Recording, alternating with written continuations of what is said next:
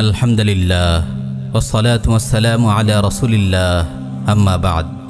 জাতীয়তাবাদ সর্বনাশা এক ভ্রষ্টতার নাম।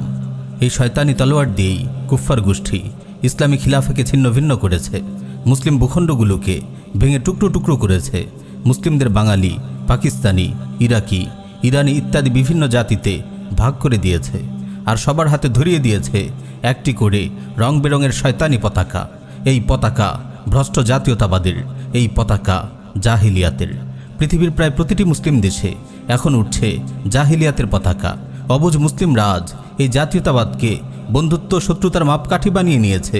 এই জাহিলিয়াতের পতাকা বুকে জড়িয়ে তারা মিছিল করছে, এই জাহিলিয়াতের জন্য লড়াই করছে। সাহিহ মুসলিম এসেছে, রাসূল সাল্লাল্লাহু আলাইহি ওয়াসাল্লাম ইরশাদ করেন, মান কুতিলা তাহতা রায়াতিন ইম্মিয়াতিন ইয়াদউ আসাবিয়্যাতান আও ইয়ানসুরু আসাবিয়্যাতান ফাকিতলাতুন জাহিলিয়াহ।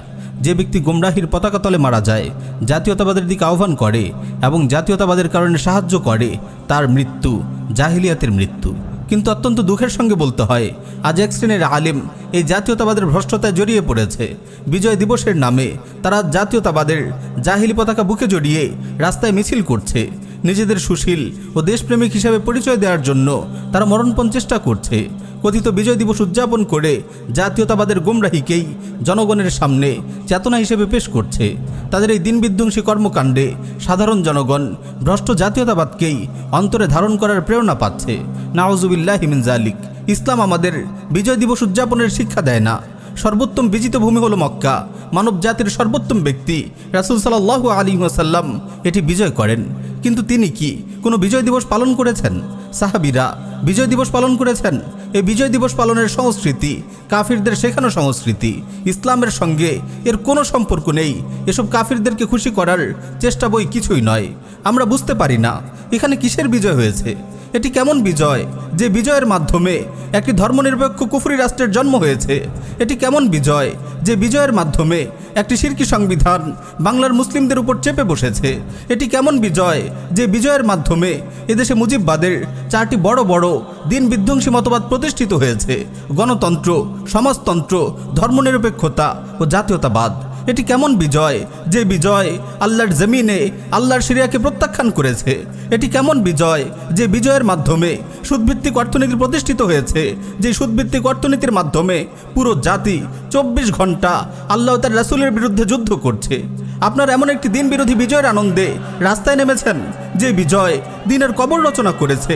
এই বিজয়ে আপনাদের কিসের আনন্দ? কোথায় গেল আমাদের আকীদা? কোথায় গেল আমাদের তাওহীদি চেতনা? জাহিলিয়াতের পতাকা বুকে নিয়ে আপনি কাদের খুশি করছেন? যারা আল্লাহর জমিনে আল্লাহর আইন বাস্তবায়নের পথে সবচেয়ে বড় দুশ্মন তাদেরকে, যারা আল্লাহর কুরআনকে বাদ দিয়ে মুসলিমদের উপর কুফরি সংবিধান চাপিয়ে দিয়েছে তাদেরকে। মনে রাখবেন, এই মুরতাদ শাসক গোষ্ঠী ও তাদের প্রভু ইহুদি খ্রিস্টানরা কখনোই আপনাদের উপর সন্তুষ্ট হবে না যতক্ষণ না আপনারাও তাদের মতো হয়ে যান। আল্লাহ তাআলা বলেন, ওয়ালান তারদা আনকাল ইয়াহুদু ওয়ালান নাসারা হাত্তা তাত্তাবিআ মিল্লাতাহুম। ইহুদি ও খ্রিস্টানরা আপনার প্রতি ততক্ষণ পর্যন্ত সন্তুষ্ট হবে না যতক্ষণ না আপনি তাদের ধর্মাদর্শের অনুসরণ করেন। এরা ধীরে ধীরে আপনাদেরকে তাদের মুজিববাদী ধর্মে নিয়ে যেতে চায়। তারা আপনাকে হিজাব বাধ্যতামূলক করতে দেবে না, সালাত বাধ্যতামূলক করতে দেবে না, আল্লাহর একটি আইনকেও তারা বাস্তবায়ন করতে দেবে না। কেউ করতে চাইলে তার বিরুদ্ধে কুফরি সংবিধানের আলোকে ব্যবস্থা নেবে।